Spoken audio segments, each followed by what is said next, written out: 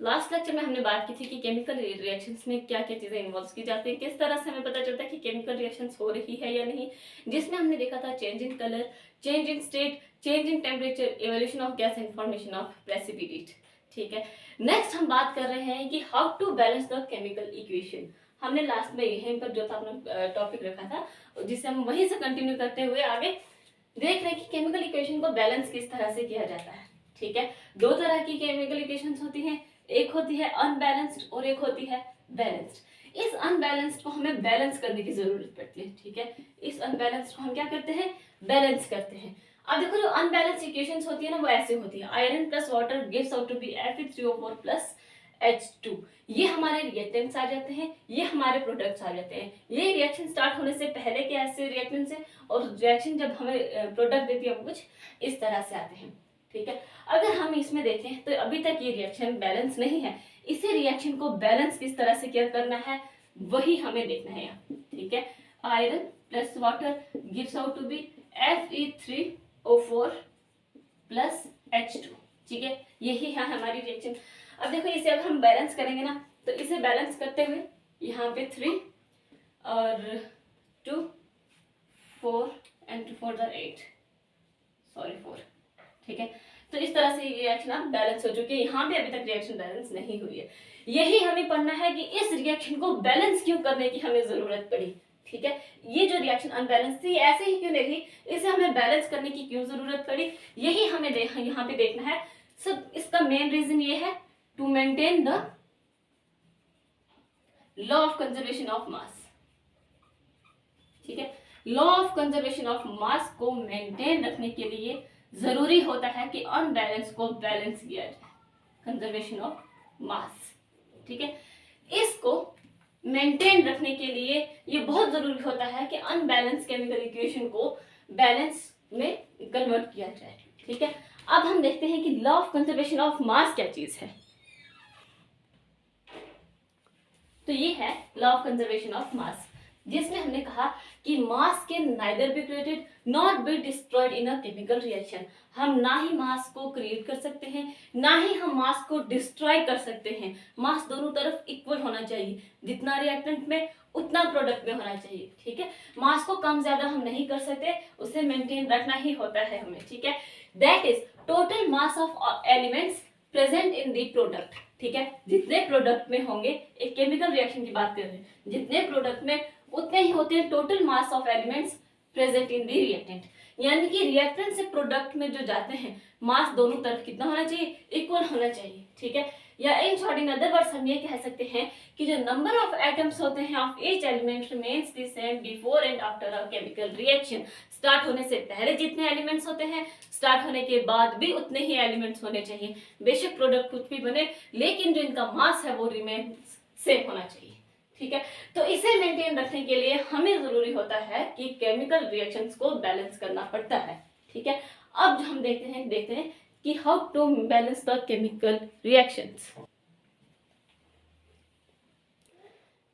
देखो how to balance the chemical equation. ठीक है, केमिकल इक्वेशन को बैलेंस करने के लिए बस छोटी छोटी चीजों का हमें ध्यान रखना है, फिर रिएक्शन कैसी भी हो, कितनी भी बड़ी हो या छोटी, हम उसको इजीली बैलेंस कर सकते हैं।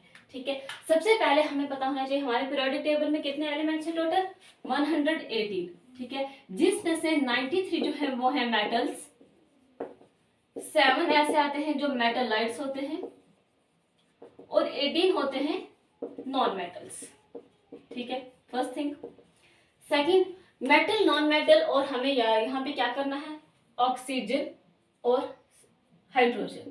ठीक है, सबसे पहले मेटल तो कुछ भी हो सकता है, lithium, sodium, potassium, rubidium, magnesium, aluminium, iron, zinc etcetera, कुछ भी हो सकता है। टोटल हमारे पास 93 मेटल्स हैं।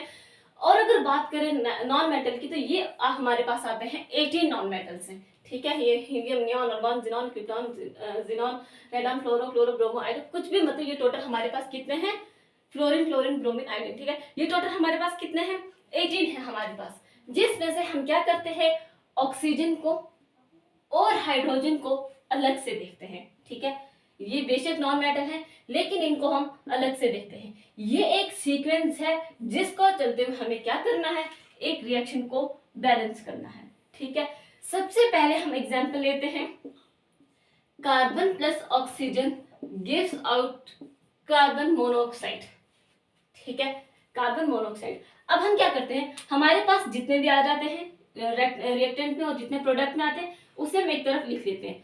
पहले हमने मेटल लिखा, नॉन मेटल है ये दोनों, कार्बन और ऑक्सीजन दोनों नॉन मेटल हैं, लेकिन कार्बन को हम पहले लिखते हैं क्योंकि ऑक्सीजन की टर्न बाद में आएगी, ठीक है। एक तरफ कार्बन और साथ में हमने लिखा ऑक्सीजन, ठीक है, एक सीक्वेंस में लिखना है। यहाँ पर हम देखते हैं लेफ्ट हैंड साइड पे और यहाँ पर राइट हैंड साइड।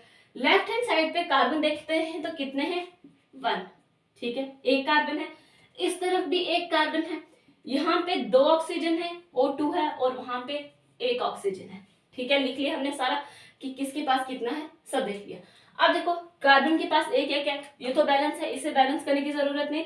ऑक्सीजन यहाँ पे 2 है, यहाँ पर 1 है, ठीक है। कम को हम ज्यादा कर सकते हैं, ठीक है, कम को ज्यादा किया तो 2 के साथ मल्टीप्लाई करके हमने क्या कर दिया, यहाँ पर दोनों को बराबर कर दिया। अब जब हमने दोनों को बराबर किया यहाँ पर 2 के साथ, कभी भी हम इनके पाँव में 2 नहीं लिखेंगे, ठीक है। जब भी हम इसे बैलेंस करेंगे तो इसके पूरे के पूरे मॉलिक्यूल के साथ लिखेंगे, ठीक है। जब हमने यहाँ पे 2 लिखा, देन हमने अगेन कार्बन को देखा तो कार्बन यहाँ पर तो एक ही है, लेकिन इस साइड कार्बन का मास चेंज हो गया, 1 से यहाँ पे क्या बन गया, 2 बन गया, ठीक है।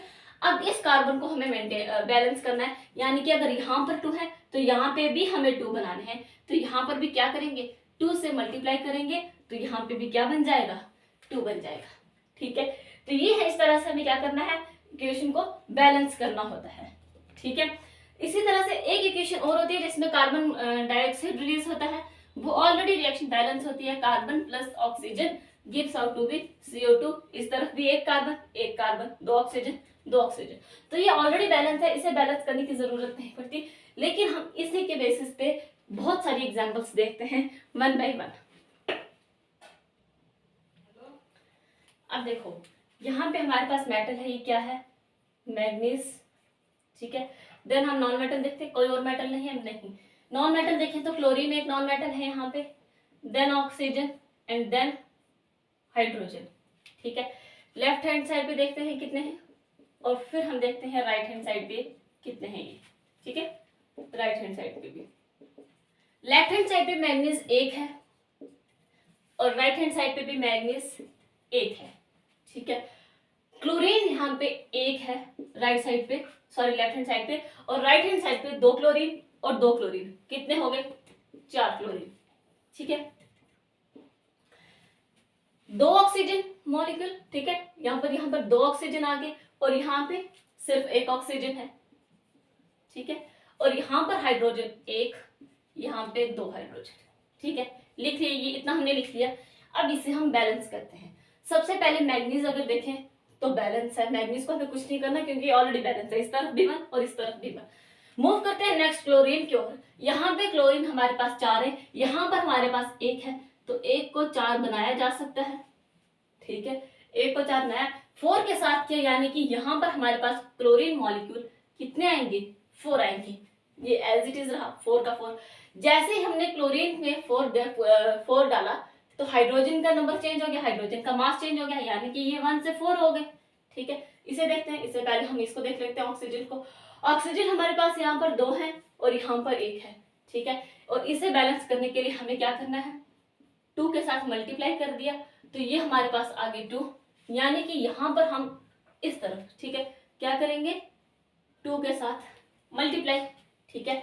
यहाँ पे भी 2 ऑक्सीजन, यहाँ पे भी 2 ऑक्सीजन, ठीक है। जैसे ही हमने यहाँ पे किया हमारा इसका मास भी चेंज हो गया और ये हमारा कितना बन गया, 4, ठीक है।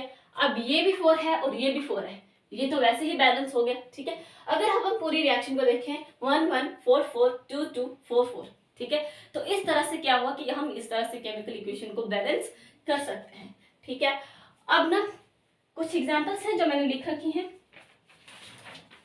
उसके बारे में बात करते हैं, बहुत सारी हैं, ठीक है। Iron plus water gives out to Fe3O4 plus H2, ठीक है। अब इसको बैलेंस करते हैं। सबसे पहले iron, oxygen and hydrogen, left hand side पे देखते हैं, देन राइट हैंड साइड पे भी देखते हैं। लेफ्ट हैंड साइड पे 1 आयरन और राइट हैंड साइड पे 3 आयरन, लेफ्ट हैंड साइड पे 1 ऑक्सीजन, राइट हैंड साइड पे 4 ऑक्सीजन, लेफ्ट हैंड साइड पे 2 हाइड्रोजन और यहाँ पे भी 2 हाइड्रोजन। ठीक है, सबसे पहले हमें मेटल को ही क्या करना पड़ेगा, बैलेंस करना पड़ेगा, क्योंकि यहाँ पर 3 है, यहाँ पर 1 है, तो 3 के साथ अगर मल्टीप्लाई करें तो ये भी 3 हो जाता है, ये भी 3 हो जाता है, यानी कि यहाँ पर 3 आयरन और यहाँ पे कितने हो गए, 3 आयरन हो गए। मूव करते हैं हम जब ऑक्सीजन की ओर। ठीक है, यहाँ पर 1 ऑक्सीजन और यहाँ पे 4 ऑक्सीजन। ठीक है, तो 4 के साथ हमने इसे मल्टीप्लाई किया तो ये कितना बन गया, 4, और ये भी 4, यानी कि यहाँ पर कितना आ गया, 4। अब जैसे ही हमने 4 के साथ किया तो हमारा हाइड्रोजन यहाँ से क्या हो गया, चेंज हो गया, यानी कि पहले हमारे पास 2 हाइड्रोजन थे, अब हमारे पास यहाँ पर 8 हाइड्रोजन हो गए। ठीक है, अब कितने हो गए, एक पहले 2 थे, अब हमारे पास 8 हाइड्रोजन हो गए। अब यहाँ पे 8 हाइड्रोजन और यहाँ पे 2 हाइड्रोजन, इसे मेंटेन करने के लिए, बैलेंस करने के लिए 4 को हम 4 के साथ मल्टीप्लाई किया तो ये बन गया 8, यानी कि यहाँ पर आ जाएगा हमारा 4। ठीक है, तो इस तरह से हम इस इक्वेशन को भी क्या कर सकते हैं, बैलेंस कर सकते हैं। ओके, अब ये कुछ एग्जांपल्स देखिए, सारी अनबैलेंस्ड हैं और इसे हम क्या करते हैं, बैलेंस करते हैं। ठीक है, सबसे पहले लेते हैं हम फर्स्ट एग्जांपल। इसमें हम लेते हैं, हमारे पास क्या है, कार्बन है, हाइड्रोजन है, ठीक है, और ऑक्सीजन। ठीक है, carbon, oxygen and hydrogen. Left hand side पे भी देखेंगे कितने हैं और राइट हैंड साइड पे भी देखेंगे कितने हैं। ये अभी हम फर्स्ट वाले की बात कर रहे हैं। लेफ्ट हैंड साइड पे 1 कार्बन, तो राइट हैंड साइड पे भी 1 कार्बन है। ऑक्सीजन अगर हम लेफ्ट हैंड साइड देखें तो यहाँ पे 1 है और इस तरफ भी 1 है। और अगर बात करें हाइड्रोजन की तो यहाँ पर है 2 हाइड्रोजन और यहाँ पर है 3 and 1 4 हाइड्रोजन। ठीक है, कार्बन और ऑक्सीजन तो बैलेंस है। हाइड्रोजन की अगर बात करें तो यहाँ पे 4 हाइड्रोजन है और यहाँ पे 2, तो यहाँ पर हम कर लेते हैं 2 के साथ मल्टीप्लाई, तो ये हो जाते हैं 4। ठीक है, दैट मीन्स यहाँ पर हम करेंगे अगर 2 के साथ मल्टीप्लाई तो ये हमारे बन जाएंगे 4 और यहाँ से हमारी इक्वेशन क्या हो जाएगी, बैलेंस हो जाएगी। ठीक है, इसी तरह से हम सेकंड वाला भी देखते हैं। सेकंड वाला हमारे पास है एक सोडियम,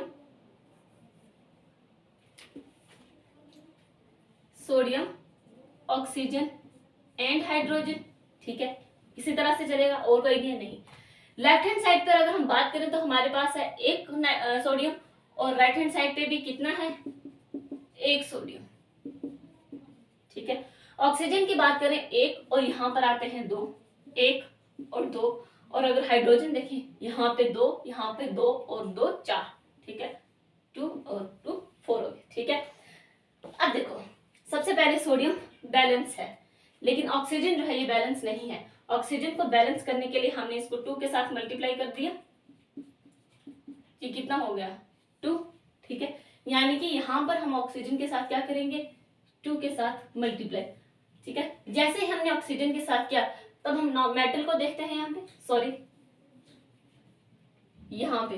ठीक है, सेकंड वाली देखना है ना, ये वाली है। यहाँ पर हमने क्या कर दिया, 2 के साथ हमने मल्टीप्लाई कर दिया। अब 2 के साथ मल्टीप्लाई किया, यहाँ पर भी 2 और यहाँ पे भी 2, लेकिन जब हमने इसके साथ किया तो हाइड्रोजन का नंबर चेंज हो गया। यहाँ पर हाइड्रोजन पहले 2 थे, अब हमारे पास हाइड्रोजन 4 हो गए। ठीक है, तो जैसे हमने इसको किया, ये ऑलरेडी बैलेंस हो गया, यहाँ पे भी 4, यहाँ पे भी 4, तो इस तरह से क्या कर दिया, इस सेकंड वाली इक्वेशन को भी हमने बैलेंस कर दिया। ठीक है, नेक्स्ट भी देखते हैं, हाइड्रोजन एंड ऑक्सीजन। ठीक है, एक है हमारे पास ऑक्सीजन और एक है हमारे पास hydrogen. Oxygen left hand side पे 2 और यहाँ पे 1, हाइड्रोजन 2 and 2।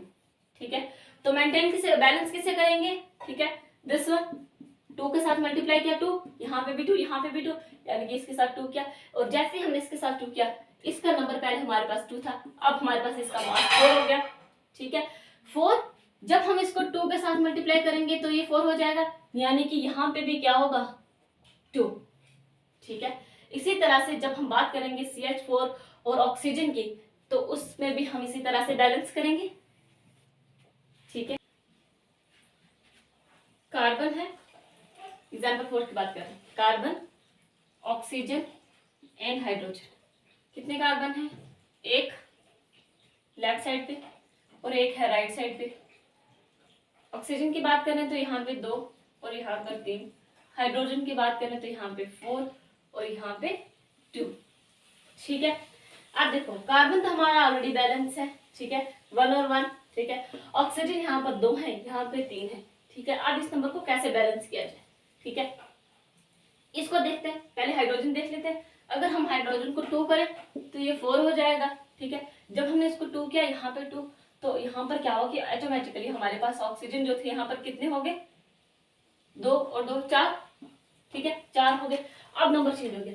अब अगर हम ऑक्सीजन को देखते हैं ना, तो ये हमारा बैलेंस हो सकता है। अगर हम इसको 2 के साथ मल्टीप्लाई करते हैं तो ये 4 हो सकता है। इसका मतलब यहाँ पे भी क्या आएगा, 2 आ जाएगा, ठीक है, इस तरह से। नेक्स्ट और फिफ्थ एग्जांपल हमारी आती है FeSO4 gives out to be Fe2O3 plus SO2 plus SO3, ठीक है। आयरन, सल्फर एंड ऑक्सीजन, ठीक है।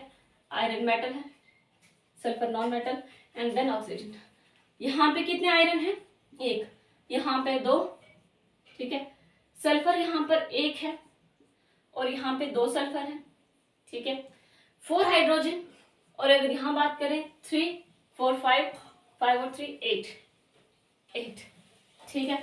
अब इसे बैलेंस करते हैं। सबसे पहले मैटर करना है, ओके, 2 के साथ मल्टीप्लाई करना, 2 और 2 हो जाएंगे, ठीक है। और यहाँ पर कितना आ जाएगा, 2, ठीक है। अब देखो, जैसे हमने आयरन का यहाँ पे 2 के साथ मल्टीप्लाई किया, सल्फर और ऑक्सीजन दोनों का नंबर चेंज हो गया। सल्फर हमारे पास कितना आ गया, यहाँ पे पहले 1 था, अब हमारे पास सल्फर 2 हो गए, और ऑक्सीजन हमारे पास 8 होगी, ठीक है। यानी कि फर्दर हमारे पास जो बैलेंस होनी थी इक्वेशन वो यहीं से होगी, यानी 2 2 8 और 8, ठीक है। तो इस तरह से बहुत सारी ऐसी एग्जांपल्स आती हैं जिससे हम बैलेंस कर सकते हैं, ठीक है। तो यहाँ पर सिर्फ इतना ही, यहाँ पर हमने सिर्फ ये देखा कि इक्वेशन को बैलेंस किस तरह से किया जाता है। नेक्स्ट हम केमिकल इक्वेशंस की टाइप्स देखेंगे, जिसमें combination reaction, double displacement, displacement, neutralisation reaction, redox reaction, वो सारे के सारे reaction chemical equation and its types में आएंगे। सेकंड जो नेक्स्ट पार्ट आएगा हमारा, नेक्स्ट लेक्चर, वो इसी पे आएगा, ठीक है। एंड आई होप ये आपको क्लियर हो चुका होगा। Thank you so much.